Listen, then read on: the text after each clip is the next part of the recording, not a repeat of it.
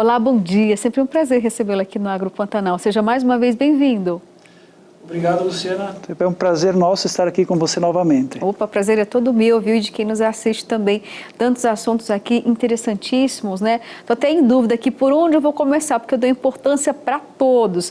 Mas vamos começar falando sobre a última novidade, né? Tem a BR-163, já que o governador Mauro Mendes, juntamente com o presidente da República, enfim, né, vai dar o start nas obras aqui. Só que tem algumas polêmicas em torno aqui só da região metropolitana, né, desse trecho urbano da Imigrantes, que talvez não ganhe duplicação, mas essa é uma polêmica mais aqui para a região metropolitana. Como a gente fala do Estado de uma forma macro, eu queria ver contigo como que o setor do agro está diante do fato do governo realmente ter agora, né, a concessão dessa importante rodovia BR-163. O que a gente pode esperar de desdobramentos para o agro?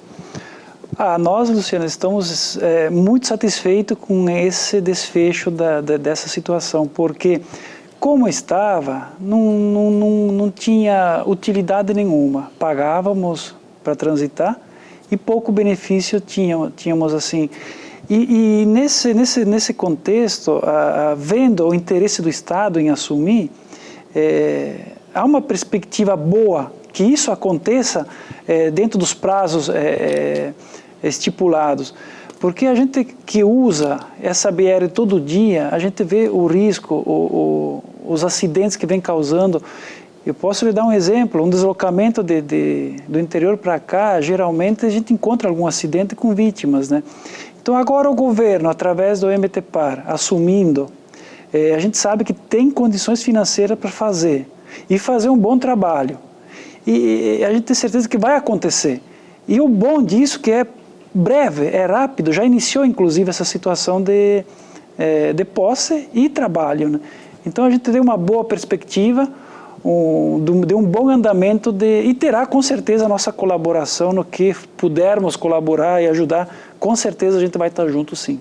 Olha, não é só o agro que celebra, não, mas também toda a sociedade mato-grossense, porque como você disse, né, uma rodovia com mais de 800 quilômetros de extensão, infelizmente se tornou aí um corredor da morte, né? A rodovia da morte, agora a gente tem um novo nome, né? A nova rota, e que realmente venha nos trazer mais prosperidade, proteção à vida. E quando você diz, olha, nós do agro estamos à disposição, o fórum também tem um perfil fiscalizador. E por que eu toco nesse assunto? Porque, afinal de contas, nós tivemos aí um grave problema, a falta de fiscalização, enquanto essa rodovia estava na mão de uma concessionária que não avançou em 20% da obra em muitos anos. Agora, né, com a responsabilidade do governo, já tem o ex-senador Cidinho, que agora é presidente do órgão em que vai também trabalhar a questão administrativa e fiscal. O fórum também vai contribuir de alguma forma no sentido de fiscalizar o andamento dessas obras ou não? De que forma que é essa contribuição do fórum? Com certeza, Luciana, a gente vai estar observando essa situação. É claro que a nossa entidade não tem um poder de polícia, um poder legal fiscalizatório, mas a gente tem sabe denunciar. Isso, a gente tem uma boa entrada até com o governo, com o executivo, com o legislativo, então a gente tem um diálogo bem aproximado. Então essa cobrança, essa proximidade faz com que a gente consiga cobrar tanto do governador, enfim, do que confere, do que for a cada um a sua área, né? Mas tanto na Assembleia quanto com o governador, a gente consegue conversar e tem um bom diálogo. Inclusive, se precisar cobrar situações referentes ao 63, eu tenho certeza que nós seremos ouvidos, sim, e as nossas demandas com certeza serão atendidas. Tá certo. E falando em demandas atendidas, já me lembrou aqui que tem a frente parlamentar, né, do agro agora na Assembleia Legislativa, se não me falha a memória, e quase que a maioria esmagadora de 24 deputados. Quantos estão integrando a frente parlamentar e o que tem de demanda? 18 deputados hoje. 18 deputados. Então, é um trabalho, Luciana, que a gente já não é de agora. Essa frente parlamentar, há 2 anos atrás, que a gente encampou essa ideia e a Assembleia aceitou, porque, lógico, através dela que é feita toda a estrutura, né? Iniciou-se esse trabalho. Houve um trabalho muito bom nesses 2 anos, trabalhado junto com o Fórum e a Frente Parlamentar, é um layout copiado do nível federal, que é do IPA e da Frente Parlamentar Federal, e aqui conseguimos desenvolver um bom trabalho. Demandas atendidas mais rapidamente, há uma conversa todo mês com os deputados, e diante dessa situação que a gente observou, houve um consenso quase que por unanimidade em continuar esse trabalho. Então demandamos para a Assembleia novamente que eles pudessem nos atender dessa forma. O deputado Gilmar encabeçou a ideia, montou toda a estrutura legal, chamou quem quisesse participar, e como a essência do nosso deputado é o agro, de qualquer forma, ou ele sendo o próprio produtor rural, ou sendo filho do produtor, ou oriundo do meio agrícola, nós tivemos essa adesão em massa dos deputados. Então a gente se sente muito feliz porque estamos sendo bem representados na Casa de Leis e com certeza a gente vai ser muito respeitado diante de todos, porque o que a gente procura fazer não é intervir em outras situações. A gente quer trabalhar com respaldo jurídico, sem ter aquele medo de que eles venham intervir no nosso trabalho, estando dentro da legalidade. Essa que é a questão principal, né? Quando você disse assim, olha, já nos atendeu no passado, né? Nos deram resposta. Eu queria que você pudesse citar que case importante é esse já, de lição feita através da frente parlamentar, e o que tem agora aí já na ponta, né? O que é prioridade que foi entregue para a frente parlamentar? Várias situações, e eu vou pontuar aqui uma delas. A própria Acrimate, que é a Associação do Gado, ela estava sofrendo uma situação de uma cobrança de taxa, onde no momento em que... ICMS, né? Não. Era uma cobrança de taxa do seguinte: no momento que você parasse de vacinar para a febre aftosa, entraria uma cobrança de taxa para transporte desse animal. Não era para venda, seria entre um transporte do mesmo proprietário de uma propriedade a outra. E isso é inconstitucional, isso é ilegal. Então foi levado a essa situação. Uma injustiça. Isso, exatamente. É uma injustiça porque você vai pagar uma taxa de um produto que você nem comercializou. Você só está transportando dentro da tua propriedade. E havia necessidade pelo momento em se cobrar essa taxa. E como a gente levou isso aos deputados, eles trabalharam essa situação e retiraram essa taxa. Então, o animal só vai pagar a taxa no momento da comercialização, na hora da venda, que é justo, que é coerente. Ele não acaba mais sofrendo uma bitributação. Então, essa é um dos trabalhos. A gente, através da Assembleia, num outro ponto, a gente está desenvolvendo na Secretaria, claro, o zoneamento socioeconômico e ambiental, onde a Assembleia também participa. Ela é atuante junto com o agro, trabalhando numa situação onde a gente está observando a Secretaria desenvolver esse trabalho, subsidiando informações, ligando a pontos onde o trabalho possa vir ser feito de forma coerente, que não nos atrapalhe, beneficia não só o agro, mas, enfim, a sociedade inteira como um todo, né? Então, há muitos pontos onde a gente consegue trabalhar, levando essas demandas para a frente parlamentar, e até o layout que a gente fez que é o seguinte: a gente traz os deputados à frente parlamentar para debater todo mês, a gente coloca as nossas pautas, as nossas demandas, no mês seguinte geralmente sempre volta a questão resolvida ou encaminhada para as devidas soluções.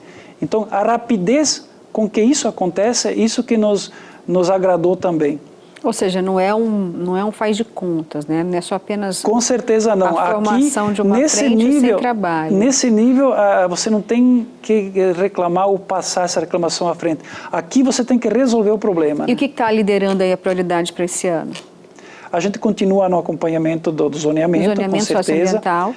Qual que é a importância dele? Por que é prioridade? Primeiro, para a gente ter uma situação jurídica adequada. A segurança jurídica que vocês sempre pedem. Exato. Então, quando você define regiões e adequa elas às atividades pecuárias ou agrícolas, aquele produtor rural ele vai estar munido de informações o suficiente para ele saber que ele está juridicamente correto.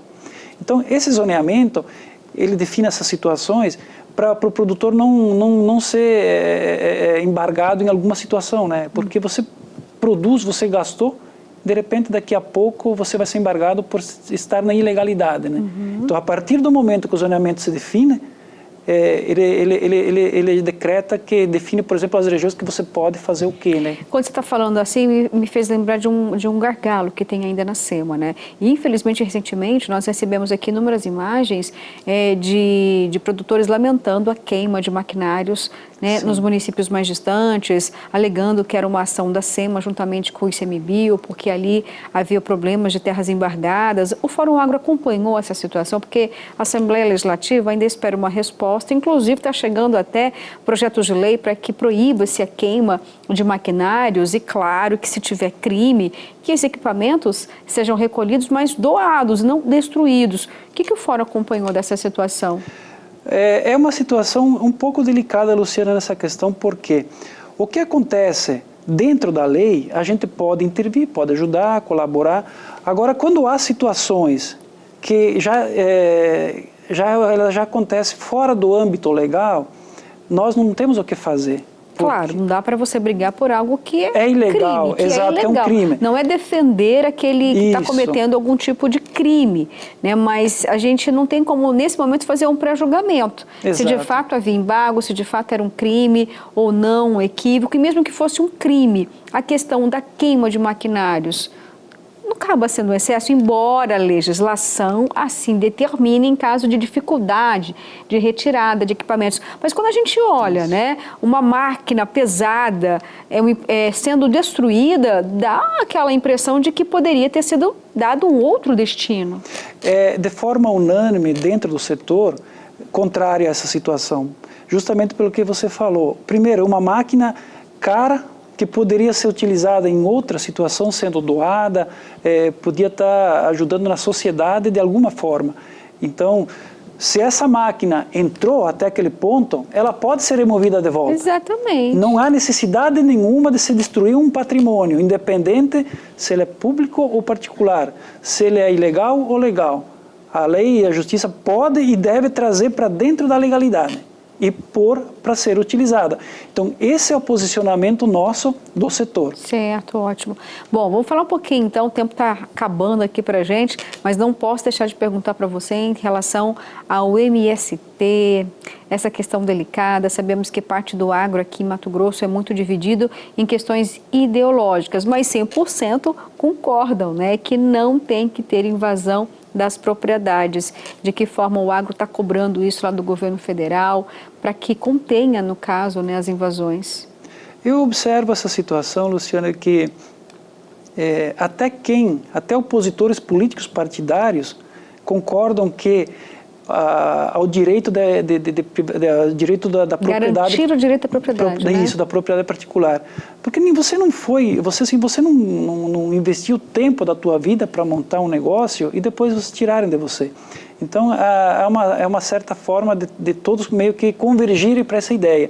Nós aqui no estado, já de pronto, quando houve a eleição do atual presidente, nós nos dirigimos ao governador, cobramos isso dele, uma posição do governador como executivo, como representante do nosso executivo do estado, que ele tomasse um posicionamento firme nesse sentido da invasão de terra.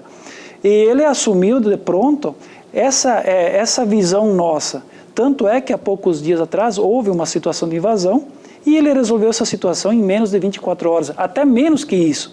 Então a gente se sente seguro porque o poder público, não só na pessoa do governador, mas na pessoa dos deputados, até do judiciário nosso aqui, e acredito até, eu falo por mim, mas eu penso até que a OAB converge para essa ideia também, de poder resolver isso o quanto antes possível, né?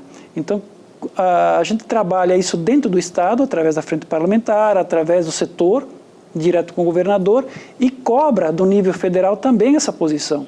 Você acha que o produtor hoje, então, está respirando uma certa segurança, se sente seguro diante dessa resposta rápida que aqui o governador deu e diante do que está acontecendo lá em cima? E também o nosso ministro, Carlos Fávaro, que é daqui de Mato Grosso. Está tendo uma sensação de segurança ou de insegurança? Eu vejo, Luciana, que tem dois sentimentos ali misturados. Ele sabe que a segurança pública vai agir, de certa forma traz segurança para ele, mas ele sofre um risco muito grande de ser, mesmo assim, ser invadido a qualquer momento. E aí, queira ou não, algum fator negativo vai acontecer na propriedade dele até alguém atuar. Então, de certa forma, sim, se sente mais seguro porque é um sentimento diferente de 3 ou 4 meses atrás.